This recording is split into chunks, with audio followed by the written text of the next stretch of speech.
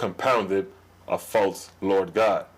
So this shows that these stories are false in fact, made up by DYUS and his administration to imprison the minds of mortals. Verse 5. Thus turned he, the false god, the voice of mortals from him who is ever present, the Creator, whose speech hath every soul heard, the Creator, whose presence move all things in heaven and earth, the Creator.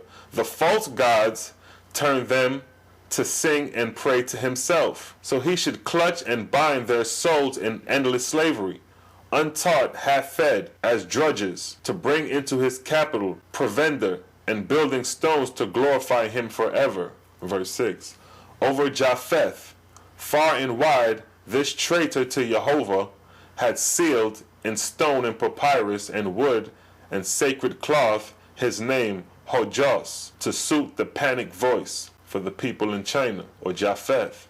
As while in India he made them engraved it DYUS, to fit the Vedic tongue, and thence in Phoenicia, or Canaan, to suit the higher spirited race Aduna Egad, or Lord God, and go over to Hellas, and in less distinct and bastardized Greece whispered Zeus, saying, these words are watchwords to gain Anubis' heir, and turn the scales for endless paradise.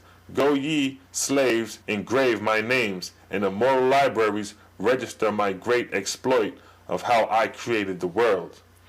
So now you could see that all the papyruses and engraven stones talking about any deity being worshipped was false before the Creator. I don't care how great the monuments they built up, how many temples they had, if they were glorifying a deity, if that deity was saying, I am he, worship me, I am thy Creator, I rule over you, he was false before the true and living Creator and true God, Son of Yehovah. So here all these gods, Zeus, Anubis, Osiris, Lord God, all these DYUS were false deities of the past, claiming to be most high, claiming to be guardian spirits or saviors of the souls of men. They were false deities. Verse 7. And make me spotless, pure, letting sin into the races of men by Osiris' cunning tale of Eve's wickedness by fault of the earth.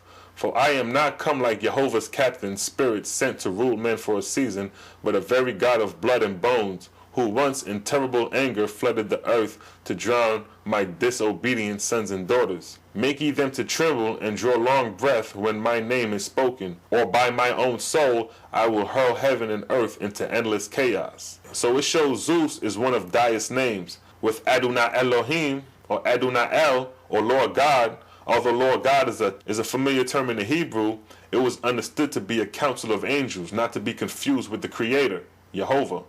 But DYUS made the name worshipful in replace of Yehovah. That's why in the Bible the word Lord, Adonai, is a substitute for Yehovah, which is false.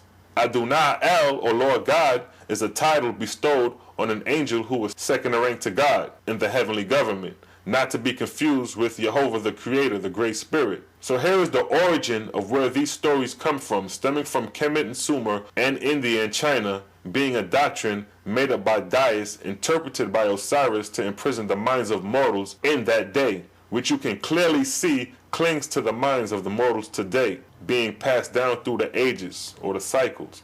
And with that, I'd like to say peace and blessings, and catch you on the next documentary called The Wars of the False Gods. Shalom.